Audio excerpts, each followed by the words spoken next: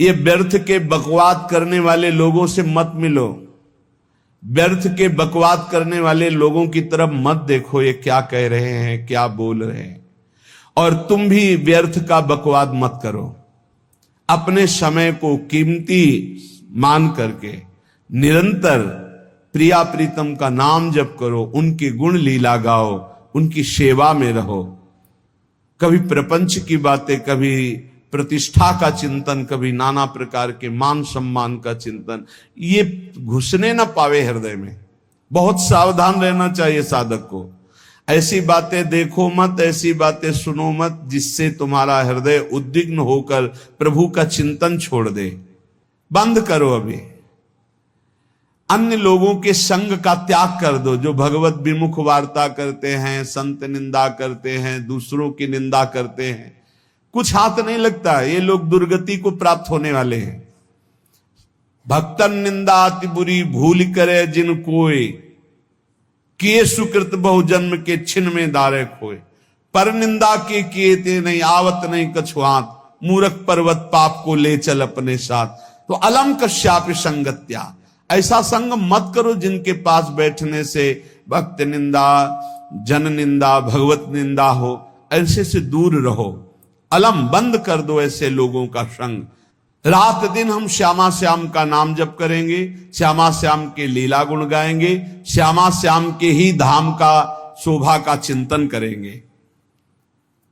जब तुम अपना जीवन श्यामा श्याम के चरणों में न्यौछावर कर दोगे तो पूरा भार श्यामा श्याम ले लेंगे और तुम्हारे हृदय में मस्ती आ जाएगी। जो ऐसा निश्चयी होता है, दृढ़ निश्चयी, उसके अंदर दृढ़ विश्वास, तो उसके हर समय भगवान की स्फूर्ति होती रहती है। भारी प्रतिकूलता में भी भगवान का सानिध्य अनुभव होता है। वो अनुकूलता में तो भगवान के दुलार को देखता है, लेकिन प्रतिकूलता में भगवान की विशेष कृपा को देखता है। ये संयोग, ये वियोग,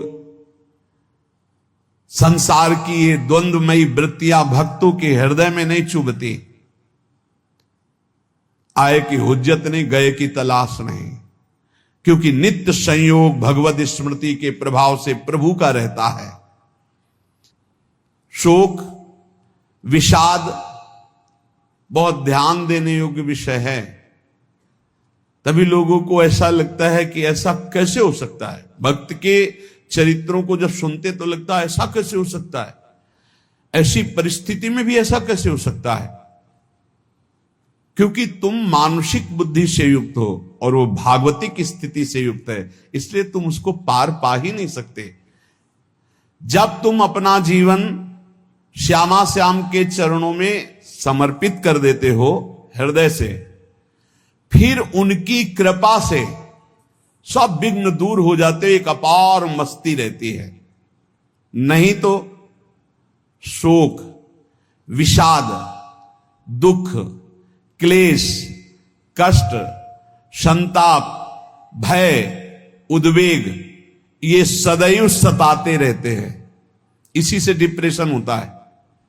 बार बार नकारात्मक चिंतन, शोक, विषाद, दुख, चिंता, क्लेश, संताप, भय, उद्वेग, यही पूरे मानसिक स्तर को नष्ट कर देते हैं। उत्साहहीन जीवन हो जाता है। जब तुम श्यामा श्याम को समर्पित हो जाते हो तो ये सब प्रवेश भी नहीं करते, एक अपार मस्ती बनी रहती है। अब क्या होगा? श्यामा श्याम जो करेंगे वही होगा। श्यामा श्याम पता नहीं कैसा करें, नहीं, वो सदैव मंगल भवन है, वो जो करते महामंगल होता है। यह निश्चय उपासक के हृदय में आ जाना चाहिए। इसलिए अपना सारा मन, सारी बुद्धि, सारा जीवन, प्रत्येक श्वास प्रभु को अर्पण कर दो, फिर देखो तुम निहाल हो जाओगे। दुख, शोक, विषाद, क्लेश, कष्ट, संताप, भय, उद्वेग, ये उसी को व्यापते हैं जिसने अपने जीवन को प्रभु के चरणों में अर्पित नहीं किया। इसलिए तुम अपना सारा मन, सारी बुद्धि, सारा जीवन, प्रत्येक श्वास केवल प्रभु को अर्पित कर दो, फिर देख लेना श्वास कैसे अर्पित की जाती, राधा राधा राधा। बुद्धि कैसे अर्पित की जाती, एकमात्र निश्चय कि भगवत सुख ही सुख है, ये जागतिक सुख सुख नहीं, ये दुख है, ये ऐसा दलदल है जिससे आज तक कोई नहीं निकल पाया। सारा मन, हम मन से केवल प्रभु का मनन करें, बार बार मन को संसार से हटा के नाम में, रूप में, लीला में, धाम में लगाएं। बहुत प्रसन्नता हो जाती है उस उपासक के हृदय में जो अपना मन बुद्धि प्रभु के चरणों में अर्पित कर देता। भगवान ने तो इसको बहुत उत्तम स्थिति बताया है कि मेरे से कभी वो अलग हो ही नहीं सकता यदि मन बुद्धि अर्पित कर दिया। मयि एव मन आधत्स्व मयि बुद्धिम निवेशय, तो निवश्य मयि एव अत ऊर्ध्वम न संशया, बिल्कुल संशय नहीं, वो मेरे में ही निवास करेगा जिसने मन और बुद्धि अपनी मेरे में अर्पित कर दी। बहुत प्रसन्नता रहेगी उस उपासक के जीवन में जो अपने आप को मन बुद्धि सहित प्रभु के चरणों में समर्पित कर दिया है।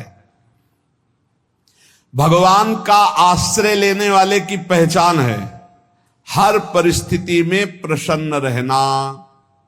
देखो आप भगवद आश्रित हो कि नहीं, देखो अनुकूल परिस्थिति में तो सब प्रसन्न रहना, लेकिन प्रतिकूल परिस्थिति में प्रसन्न रहना ये भगवान के भक्तों का लक्षण है।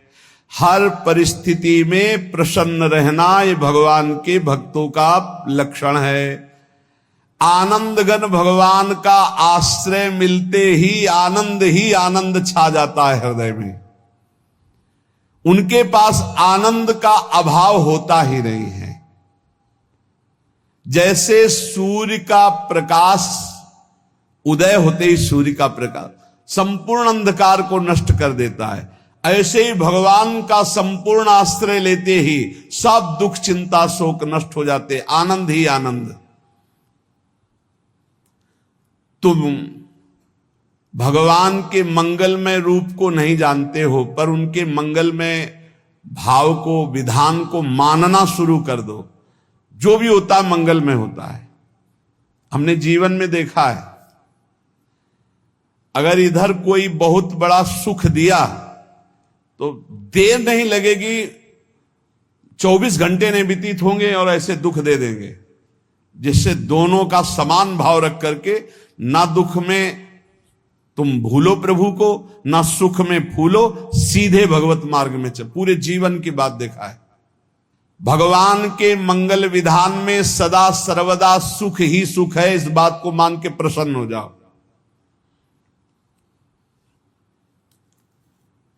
जब भगवान का भजन करने वाले की तन्मयता बढ़ती है भजन में,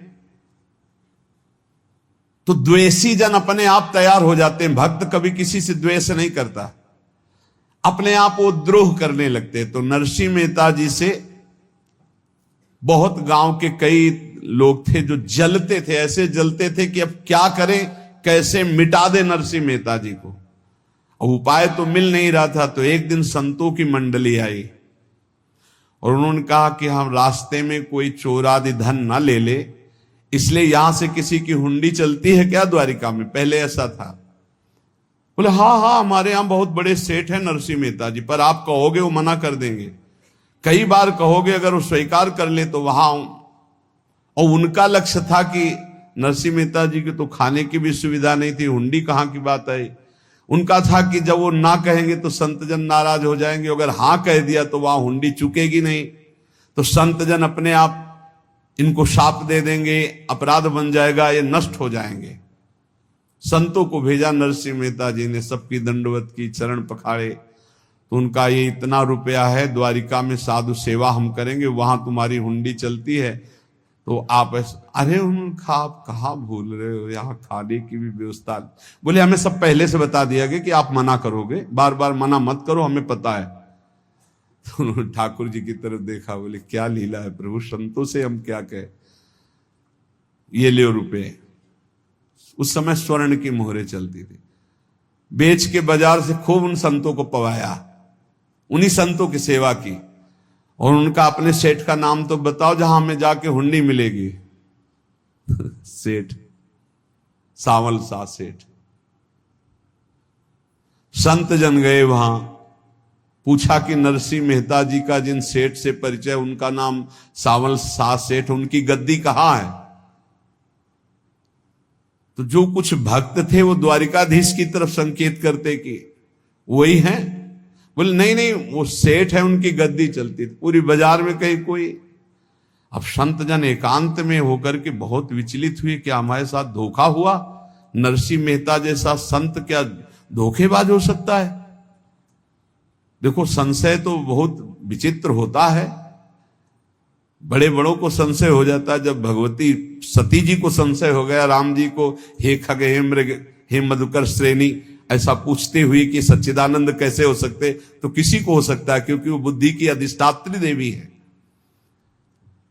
जो ही उनके मन में ऐसा आया कि क्या हमारे साथ धोखा हो रहा है, इतने में ही देखा, जय हो सावल सा सेठ की। वो कहा सावल सा सेठ? तो देखा बढ़िया मुनीम जी उनके साथ, सेठ बस्ता लिए हुए मुनीम जी, सरकार इधर से चलो। तो उनका सावल सा सेठ आपका नाम है? संतों ने कहा। बोले हाँ। बोले नरसिंह जी? हाँ। बोले आपकी हुंडी आ गई है। हुंडी एक कागज में लिखा कि ये हमारे सेठ जी को दे देना। वैसे लोग मुझे माखन चोर कहते, कोई कुछ कहता, लेकिन आपने सेठ बना दिया। जब आपने सेठ बना ही दिया तो आप कभी परवाह मत करना तुम। और ये सेवक आपकी सेवा में सदैव तत्पर है। भगवान ने ऐसा लिखा। जो भगवद आश्रित है, एक बार ये चलता रहता है, जो संत जन होते हैं उनके विरोधी अपने आप बन जाते हैं। किसी से कोई मतलब नहीं, अपने आप विरोधी बन जाते हैं। कबीरदास जी का पूरी काशी में यश था। भजन करने वाले महापुरुषों का यश बढ़ता है जब, तो जो भजनहीन होते हैं उनके हृदय में जलन पैदा हो जाती है और वो उनको विविध प्रकार से फंसाना चाहते हैं, उनको कष्ट देना चाहते हैं। तो कबीरदास जी के यश को धूमिल करने के लिए कुछ ब्राह्मणों ने एक रचना रची। मुड़ मुड़ा के कबीरदास जी के शिष्य बन करके पूरी काशी के सब आश्रमों में निमंत्रण दे आए। कल भंडारा है, संत सेवा है, सबने स्वीकार किया। कबीरदास जी अपनी दिनचर्या करके निकले तो संत मंडली आने लगी। बोले कै बजे सेवा है? साधु सेवा। बोले कौन सी साधु सेवा? बोले कल आपके शिष्यजन निमंत्रण दे के आए, पूरी काशी के सब संत आ रहे हैं। कबीरदास जी ने कहा यार, तो एक की भी व्यवस्था नहीं, पूरी काशी के संत आ रहे। अच्छा, समझ में आ रहा है, लीला बिहारी तुम लीला करना चाहते हो। गए अपना, निकल गए गंगा किनारे, एक झाऊ के नीचे बैठकर अपना भजन ध्यान में मगन है। 11-12 बजे तो उन्होंने देखा संतों की मंडली, काशी तो बहुत। कबीरदास जी ने देखा कि आश्रम की, तो बोले पता नहीं क्या होगा, चलो चलते हैं। तो ऐसे गमछा वस्त्र करके ऐसे डालकर मुंह ढक करके, वहां बड़ी बड़ी पंगत लगी थी। कबीरदास जी सबको पाओ जी पाओ। कबीरदास जी के रूप में स्वयं भगवान, पाओ जी पाओ। कबीरदास जी ने कहा अच्छा, जब स्वामी परस रहे तो हम भी बैठ के पा ले। तो जब उसी पंगत में बैठ गए अपना कपड़ा ढक करके, और जब मोहरे की दक्षिणा दे रहे थे सब लोग कि वाह कबीरदास जी ने आज तो साधु से। सबको जब कबीरदास जी के सामने आए तो ऐसे मुंह ढके, बोले देखो जो मेरा होता है उसे मुंह छुपाना नहीं पड़ता, मुंह ढकला नहीं पड़ता। लो दक्षिणा, तुम भी दक्षिणा लो। कबीरदास जी को कबीरदास जी दक्षिणा दे रहे, वो कबीरदास जी है भगवान, और ये पाले वाले कबीरदास जी है भगवान के जन। कभी भगवान अपने, अरे जमाने जोर लगा ले, कितना जोर लगाएगा, भक्त और भगवान का झंडा कभी न झुकने पाएगा। बिल्कुल चिंता, शोक, भय, उद्वेग रहित जीवन भगवद आश्रित। तुम भगवान के मंगल विधान में सदा सर्वदा प्रसन्न रहो। अब ये विचार कर लो कि भगवान जो करेंगे तुम्हारा मंगल करेंगे। अब थोड़ा ऐसा बीच में लगता है कि अमंगल हो रहा है क्या, लेकिन पक्का समझो बहुत बड़ा मंगल उनका विधान होता है। बहुत ही उत्तम मंगल होता है भगवान के शरणागत का। भगवान हमारे विचारों वाले नहीं हैं, हमारे विचार प्राकृतिक है, भगवान के विचार चिदानंदमय हैं। वो अपने विचार से हमारा मंगल करते हो, हम अपने विचार से मंगल चाहते हैं। भगवान के विचार से मंगल ही हमारा होगा, इसलिए कभी हमको चिंता शोक भय नहीं करना चाहिए। भगवान की ओर से कभी तुम्हारे लिए ऐसा विधान नहीं होगा कि तुम दुखी हो जाओ, बस तुम्हारी सोच हो सकती है, उसका परिणाम बहुत मंगल होगा। जगत की ओर से निराश हो जाओ, किसी से आशा मत रखो, फिर आप देखो आपका जीवन कैसा आनंद में व्यतीत होता है। ये जो जगत की आशा है यही दुख प्रदान करती, सच्ची जगत की आशा ही दुख प्रदान करती है। अगर जगत से कोई संबंध न रखा जाए और भगवत भाव में रहकर तो बहुत अच्छा जीवन चलेगा। अपने कर्तव्य का पालन करो, परिवार को भगवत स्वरूप मानकर पोषण करो, किसी से कोई संबंध मत रखो, कोई आशा मत रखो, यही अध्यात्म सिखाता है। अपने आप भगवत स्वरूप, सबका व्यवहार मंगलमय और आपका जीवन मंगलमय। अपने घर में ऐसे रहो जैसे किसी अतिथि के घर में रह जाता है, चलना है यहां से जाना है। कौन रहता है अपने घर में अतिथि की भांति? भगवान का भक्त। जाना है यहां से, अपनी प्रिया प्रीतम के पास जाना। ये हमारा घर नहीं है, यहां तो हम समय व्यतीत कर रहे हैं, अपनी आयु व्यतीत कर रहे हैं भगवत आराधना करते हुए। हमें जाना है प्रिया प्रीतम के पास। वास्तविक घर भगवान का धाम है हमारा, वास्तविक घर वाले प्रभु हैं हमारे। जो नित्य सच्चिदानंद भगवान के चरणों में अपने चित्त को समर्पित करता रहता है, उसको यह अनुभव होने लगता है कि बड़ी कृपा है हमारे ऊपर, भगवान की बड़ी कृपा है हमारे ऊपर। सर्वसमर्थ परम सुहृद भगवान ऐसे भक्त के ऊपर हर समय वरद हस्त रखे रहते हैं। ये केवल प्रवचन नहीं, सच्ची बात मानिए। ऐसे भगवान का वरद हस्त हर समय रहता है। जब भगवान की छत्र छाया में भक्त अपने को देखता है तो आसपास घोर विपत्तियों का भी समुदाय हो तो भी वो आनंद में मगन रहता है। हर हालत में आनंदित रहना ये भक्त का स्वभाव है। भगवान ऐसे भक्तों को प्यार करते हैं जैसे कछुआ अपने अंडे को बाहर रख आवे और रात दिन उसका चिंतन करे। जब भक्त भगवान को समर्पित होता है तो भगवान रात दिन उसकी ऐसे चिंतन सुरक्षा करते हैं। अभय, ये दैवी संपदा का पहला गुण है। ये भगवान के शरणागत पर जागृत हो जाता है, वो भयभीत नहीं होता, किसी भी उससे भयभीत नहीं होता। यही डर ही डरप हरिवंश हित, जिनो भ्रमय गुण सलिल पर। इस डर से डरते रहना चाहिए कहीं गुण रूपी पानी में फिसल न जाए, नहीं तो गलती हो सकती है। साधक सावधान रहे। ये अभय दैवी संपदा का सबसे बड़ा गुण है। जो भयहारी भगवान की शरण में आ जाता है तो उसके अंदर ये अभय प्रकट हो जाता है। अगर कहीं तुम्हें एकांत में भय लग रहा है, एक आदमी तो एकांतिक में आए थे, वो कह रहे थे कि हमें हर समय भय लगा रहता कि कोई हमारे पीछे है, अंधेरा तो लगता कोई खड़ा है, मैं जीना मुश्किल हो गया, ऐसा भय। देखो ये मन कैसा है, भगवान से विमुख होने पर कैसे डरवाता है। वो कह रहे हैं हर समय मुझे डर लगा रहता है, कोई सामने खड़ा है, कोई पीछे खड़ा है, ऐसा भय लगने लगता है। और जब भगवान की शरण में आ जाते हैं तो ये अभय स्थिति हृदय में जागृत हो जाती है।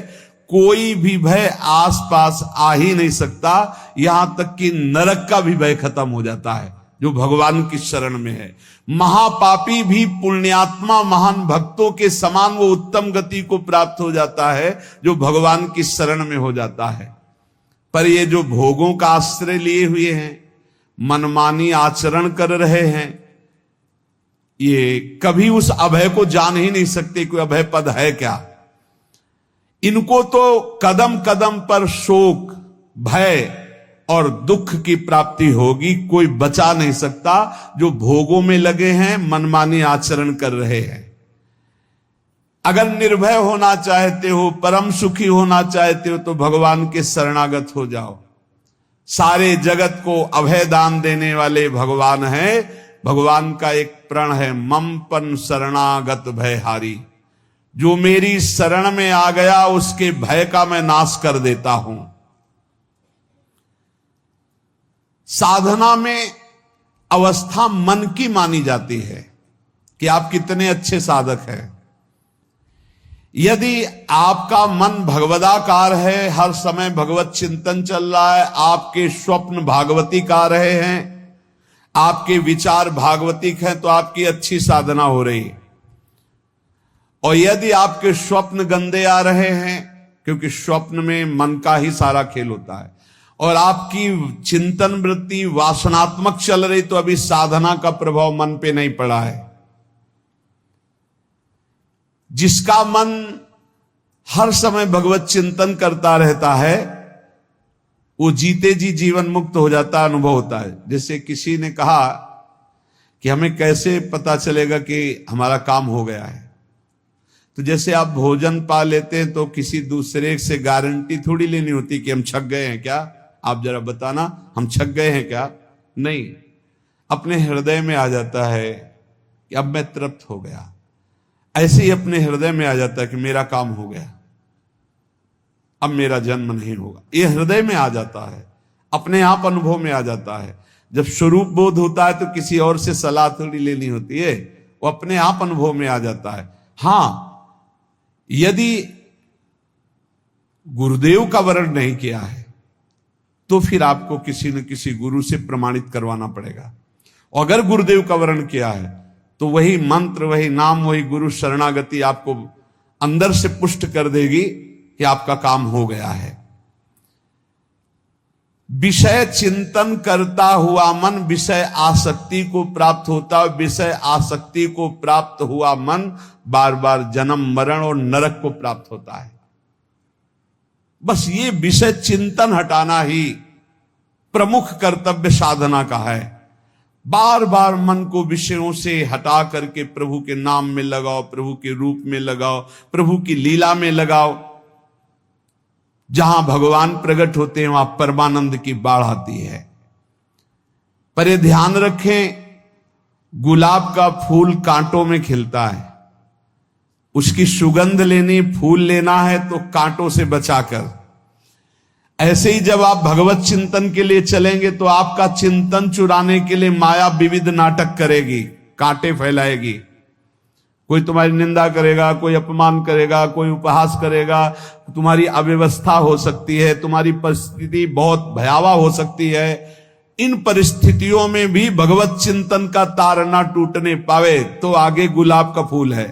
जैसे कांटे से बचाकर गुलाब का फूल लेते हैं और भगवद अर्पित करके सौरभ का सुख लेते हैं, ऐसे ही भगवान के प्रेमानंद का अनुभव करने के लिए संसार के कांटों से बचना होगा।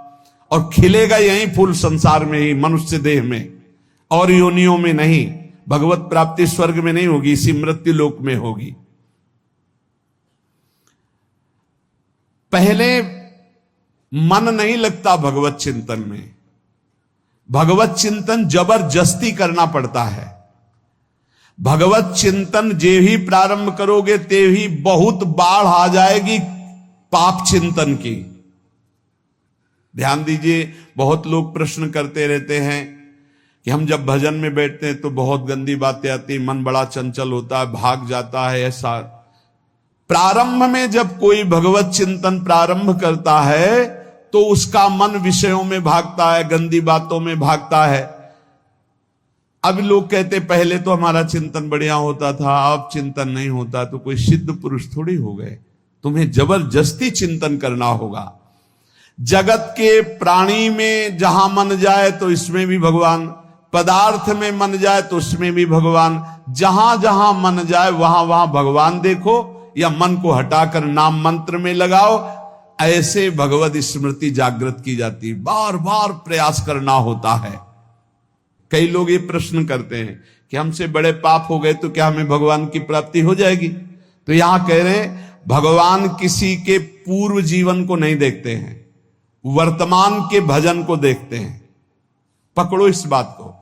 अगर वर्तमान में आज आप सुधर गए हो, नाम जप कर रहे हो, तो आप भक्त हो। ये गीता जी में भगवान ने कहा, अपिचेत सुदुराचारो भजते माम अनन्य भाग साधुरेव समन्तव्या सम्यक व्यवसिता। ऐसा बहुत दुराचारी पहले रहा है, बाद में उसके मन में आ गया कि भगवान के सिवा हमारा कोई कल्याण करने वाला नहीं, हमारा कोई नहीं। तो भगवान कहते हैं मैं उसे साधु ही मानता हूं, उसे साधु बना देता हूं। भगवान किसी के पूर्व जीवन को नहीं देखते। बहुत बढ़िया बात है।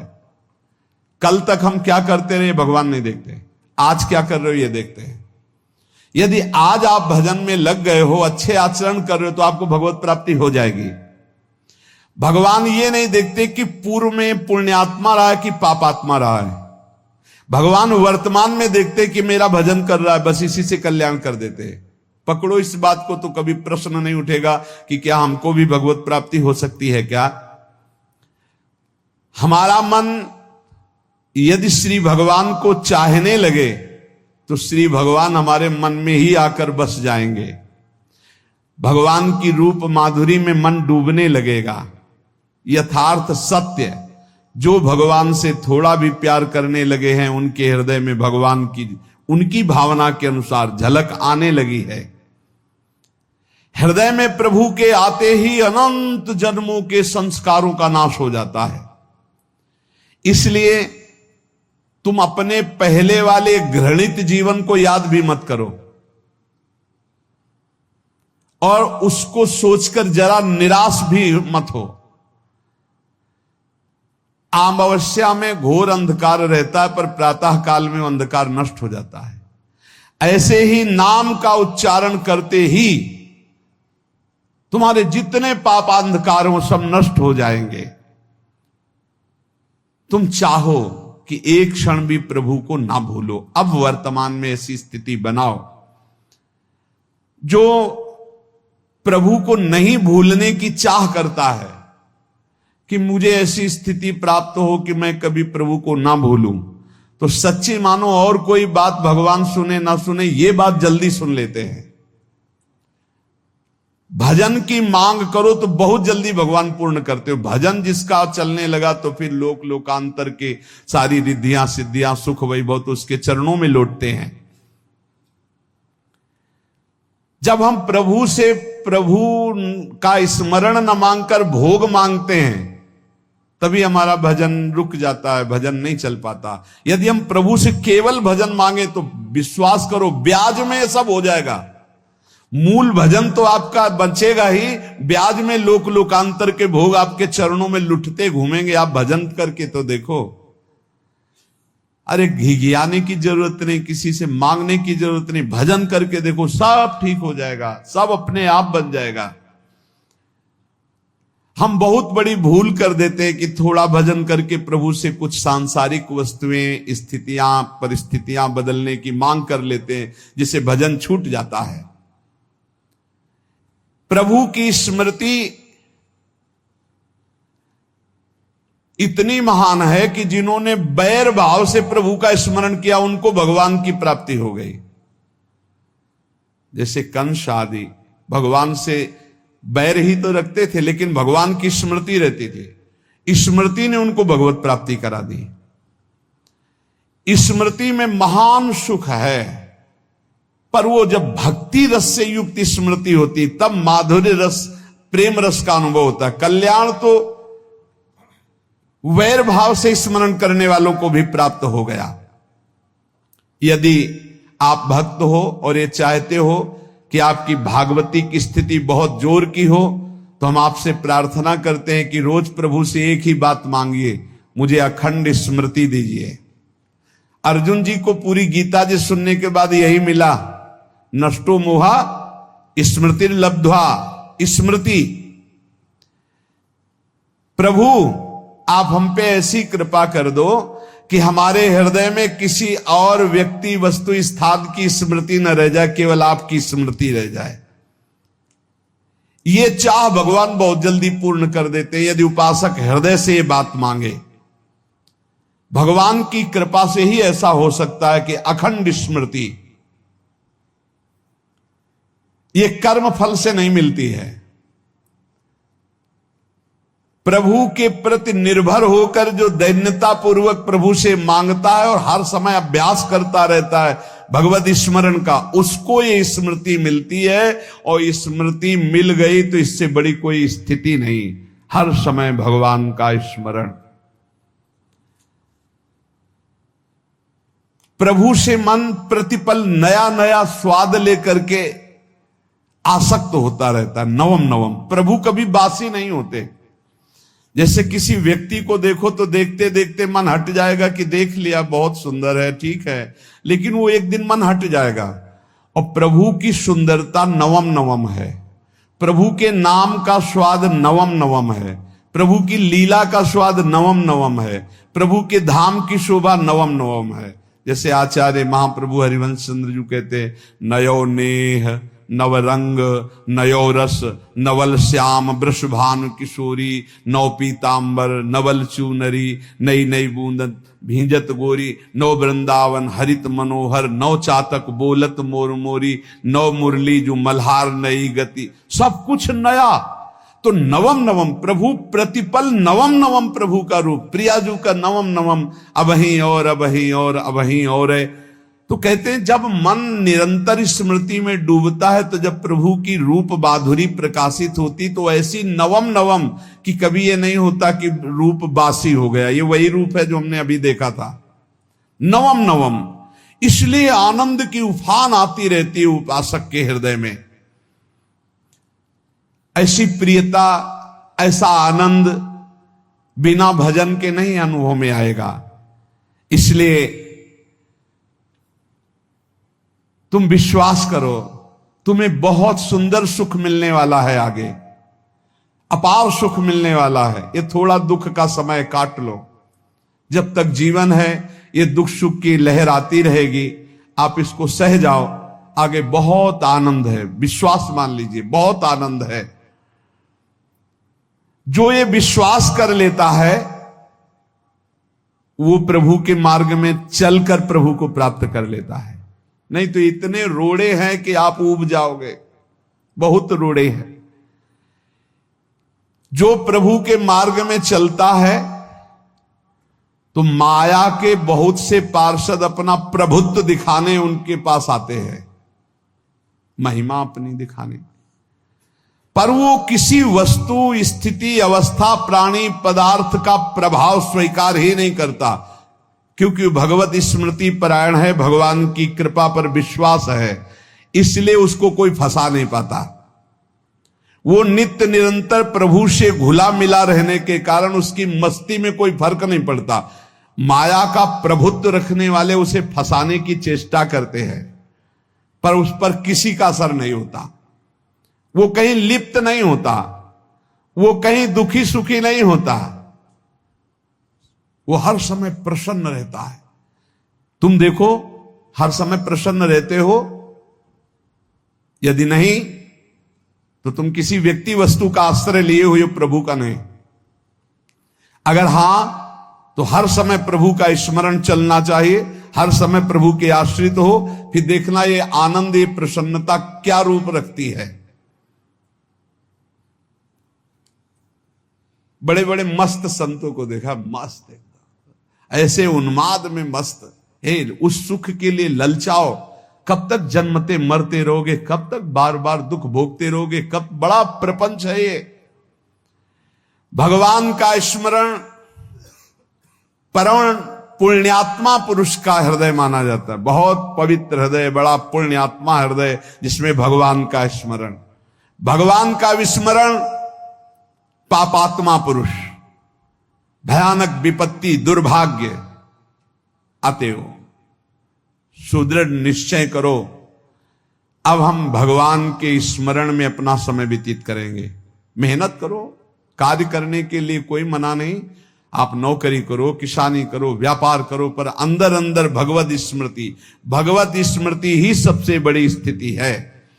अब चाहे हम जीवित रहें, चाहे हमारे मरण जैसी विपत्ति आ जाए, चाहे सब हमसे हट जाएं, चाहे सब हमको नमन करें, अब हम दृढ़ निश्चय करके केवल भगवान के स्मरण करते हुए इस संसार के बीच समय व्यतीत करेंगे। अब हम चूकने वाले नहीं। ये नियम लीजिए, चाहे जीवन रहे या ना रहे, चाहे मरण जैसा कष्ट आ जाए, चाहे सब वियोग हो जाए, सब चले